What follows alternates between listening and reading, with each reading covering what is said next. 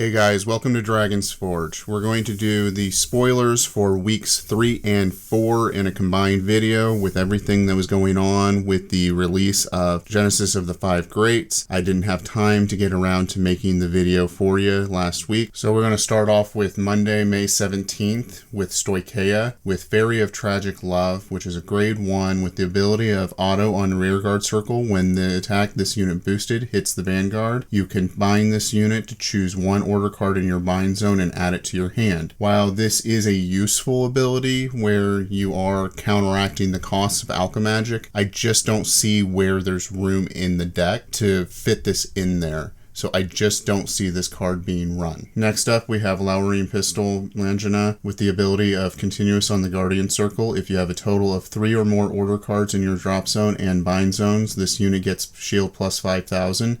This card in general just doesn't do enough for the deck. While yes, the additional shield is nice, it will not make its way into the deck as it just does not do enough. For May 18th, we have Knight of Refinement Owen with the ability of auto when this unit is placed on rearguard circle. If your Vanguard is Hexa Orb Sorceress, you can Soul Blast 1 and look at the top 2 cards of your deck. Choose up to 2 cards from amongst them and place them to the top of your deck in any order. Put the rest on the bottom of your deck in any order. Then as well, you have auto on the rearguard circle. When your drive check reveals a trigger unit, you can counterblast 1 and this unit gets power plus 10k until the end of the turn. In general, this is a very much needed card for Hexa Orb and will become very much a staple. He does everything that Hexa Orb wants with the top deck manipulation and then as well the additional power based off of a trigger being pulled. So he will definitely be run and he should be a 4 of. Next up, we have Knight of Thundering Heavens Reedy with the ability of auto on the rearguard circle. You can Soul Blast 2 and until the end of the turn, the power increase of your trigger effects revealed by your drive checks get an additional power plus 5k. While this is definitely the type of ability that would be beneficial, the cost of Soul Blast 2 is fairly high, so I don't think that this one's going to be run. If it does get run, it will probably be at maybe 1 or 2. That is mostly going to be dependent on actually getting additional soul charging within Hexa Orb. Midday Tuesday, we got additional support via the live stream for Stoicheia, starting off with Regurgitation from the Underworld. So with this ability, you have play with this cost of Counterblast 1 and Soul Blast 1. Choose any player's rearguard and retire it. Choose up to 1 card with the same grade as that card from your drop and call it to rearguard circle. If this is part of Alchemagic, you may choose up to 2 instead of 1 to call. Regurgitation from the Underworld just gives additional toolboxing available to Zorga, but the problem is I'm not entirely sure if this will be run. You do want to run it, but it's going to be kind of tricky to get the room for it. I would like to run 2 copies of this in my build, but it's going to be kind of tricky to fit that in there because there's so many other cards that you really want to run already. Next up, we have Rogue Headhunter, which is a grade 1 with the ability of if you played in order this turn, this unit gets power plus 5,000, and then it has the ability of when this unit is placed on rearguard circle, the next time you would Alchemagic in order and play it this turn, reduce that cost by Counterblast 1. Rogue Headhunter is going to be a very important card, just like Hendrina is in the deck, because it is reducing overall resource costs. So it is going to definitely be run. It's going to be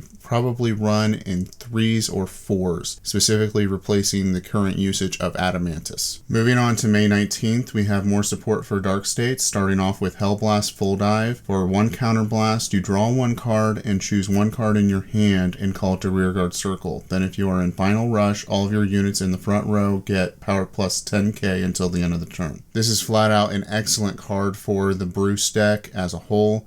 It just really makes that Final Rush turn even more oppressive overall, so I will definitely expect to see this one played. Next up, we have Steam Engineer Peppery, which is a grade 1 with the ability of auto on the rearguard circle. When this unit boosts to rearguard, if you performed a Persona Ride this turn, Counterblast 1 and Soul Blast 1, and your opponent cannot call grade 1 or greater cards from hand to Guardian Circle until the end of that battle. While this is not a bad guard restrict ability as a whole for either one of the decks, decks, just finding room for Peppery is going to be near impossible. As well, the cost in general is very high, and due to that, it likely won't be run. Moving on to May 20th, we get more support for Dragon Empire, starting with Blessed Horn Whistle. For the cost of one Overdress card being discarded from hand, you get to draw 2 cards. While this does not necessarily give us advantage, it does allow us to filter through our deck faster. So I do think that this will potentially see play, but it will probably be only as a 2, maybe 3 of maximum, but this could overall give additional consistency to the Overdress build. Next up, we have Blaze Fist Monk Enton with the ability of auto on the rearguard circle. When an attack boosted by this unit hits, Soul Blast 1 and retire this unit. Choose one of your units, and during this turn it gets power plus 10k. While the boost is nice, the loss of advantage is not good for the deck overall. Overdress already has a lot of inherent card disadvantage, and we don't need to be adding even more of it by retiring our units and not getting a big payoff. Moving on to May 21st, we have more support for Brontgate, starting off with Aurora Battle Princess Mel Horizon with the ability of auto on the rearguard circle. When this unit attacks a Vanguard, counterblast 1 and choose one of your opponent's rearguards. Imprison it in your prison, and this unit gets power plus 5k until the end of the turn. I think this is an excellent addition to the Seraph Snow deck, and I do see this being run as 3 or 4 copies, replacing Grana Road. Next up, we have Securing Moment Aurora Battle Princess Close Contact 24H. For Soul Blast 1, if your opponent has 4 or more cards in hand, your opponent chooses 1 card in their hand and imprisons it in your prison. Then if you have 3 or more of your opponent's cards imprisoned in your prison, choose one of your rear guards and it gets power plus 5k until the end of the turn. I think this is another great addition to the Seraph Snow deck, but it is a matter of trying to find space in this. If it does find space, I think you're going to see this being run as a 2 or 3 of. Moving on to May 24th, we have more support for Dark States with Cleave Maddler with auto on the rearguard circle. When this unit attacks and your Vanguard is Master of Gravity Barrow Magnus, you can discard a card from your hand, and this unit gets power plus 5k until the end of the battle, and if your soul has 10 or more cards, countercharge 1 card. At this time, I don't think this card's necessarily going to be run. It might have a chance, but currently Selfish Engraver is taking that slot as a whole. Next up, we have Different Ability Extraction. For the cost of 1 Counterblast and 1 card from your hand, you get to soul charge 3. Then if your soul has 10 or more cards, choose a card from your soul and you may put it into your hand. I do see this card as a potential replacement for Brother's Soul, as it allows you to turn the soul into a toolbox, but I think that will have to be decided upon each individual builder in what they use. Moving on to May 25th, we get support for Stoicheia, starting off with Sylvan Horned Beast Araita with auto on the rearguard circle. When this unit attacks, if there are 2 or more units in front of this unit gets power plus 5,000 until the end of the battle, and if it is 3 or more, soul charge 1. I see this as excellent support for Magnolia and a definite run of either 2 or 3 copies per deck. With this ability of soul charging, it really adds more consistency to Magnolia as a whole. Next up, we have Sylvan Horned Beast Bilba with active on the rearguard circle. You can Soul Blast 1 and retire this unit. Look at the top 3 cards of your deck and choose up to 1 unit from among them and call it to a back row rearguard circle and discard the rest. The unit called by this effect cannot move to other rearguard circles until the end of this turn. While Bilba has an interesting ability that could be valuable in the future, right now it is not useful for the deck. It adds nothing to it as it is right now. Midday via the live stream, we got additional support for Dark States with Diabolos Madonna Mabel. Auto in the rearguard circle. When this unit boosts a Vanguard, if you are in Final Rush, counterblast 1, choose one of your Vanguards, and it gets triple drive until the end of the turn. I think this is a really powerful ability, but I really do question whether this is going to make the cut for a build that's looking to be as oppressive as possible. I do think it could be run, but it does not necessarily add much consistency in the grand game of the whole thing. Next up, we have Diabolos Jetbacker Leonard with continuous on the rearguard circle. If you're in Final Rush, this unit gets power plus 5k, and when this unit would attack, it battles all of your opponent's units in a column. Then as well, it has auto on the rearguard circle. When this unit's attack hits, soul charge 1, and if your Vanguard is Diabolos Violence Bruce, choose up to 1 card from your soul and call it to an open rearguard circle. I see Leonard being run for sure as a 4 of. It is exactly what Bruce is looking for in the build, so definitely an auto include.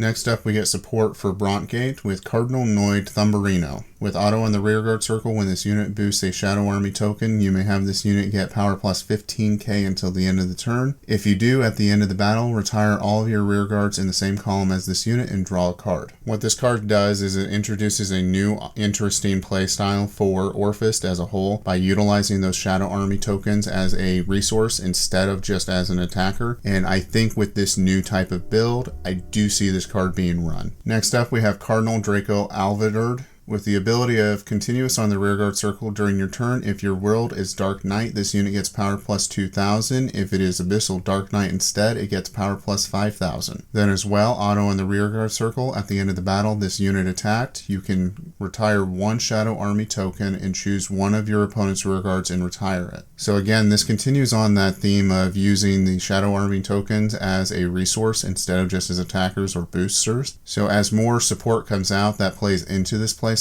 I do see this card being run as well. Moving on to May 26th, we have more support for Brontgate with Cardinal Fang Merisma with the ability of when placed, look at the top 3 cards of your deck. Choose and reveal up to one world to add to your hand and put the rest on the bottom of your deck in any order. While this does play into the overall strategy that the Brontgate deck is looking to do, I don't see this card necessarily being run because it will likely miss more often than hit, so it will a lot of the time be a vanilla. Next up, we have Devouring the Moonlight for 1 counterblast. When put into the order zone, you call a Shadow Army token, and then again, when you have 1 world, you have Dark Knight, 2 or more worlds, you have Abyssal Dark Knight. This card adds a lot as it's able to give you a Shadow Army token on your grade 2 play, and then as well, I think this is so good that it will actually replace the grade 3 world overall. Next up on May 27th, we get more support for Dragon Empire, being Fortress Dragon Jibberbrachio, with the ability of active on the rearguard circle. If your Vanguard is Heavy Artillery of Dust Storm Eugene, Soul Blast 1 and rest this unit, choose one of your opponent's rearguards and retire it. And then as well, auto on the rearguard circle at the start of your battle phase. If your opponent has 1 or less rearguards, stand this unit and it gets power plus 5000 until the end of the turn. This is definitely an auto include in the Eugene deck as it does everything that the deck is needing you to do.